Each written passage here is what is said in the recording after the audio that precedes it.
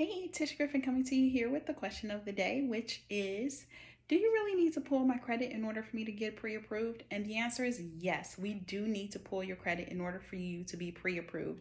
To get through the whole loan process, we want to make sure that if there's anything that's going to stop us, we know about right up front. So it is very important that your credit is pulled now.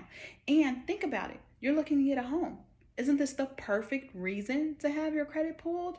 I know you may feel like it's going to change a whole lot, but typically a credit pull for a mortgage loan only affects things maybe a few points here and there. So this is the time to have your credit pulled, especially if you are looking to get a strong pre-approval, because the last thing that we want to do is have you go under contract and then everything fall apart because we didn't know that you had credit challenges or that there was something that popped up on your credit. So to prevent that, it's best to do it now. Let's start keeping a look on it. If you got questions about getting pre-approved and seeing about a home loan and how much you actually qualify for, whether you need down payment assistance, whether you need some help with your mortgage loans, I'm here for you. So reach out.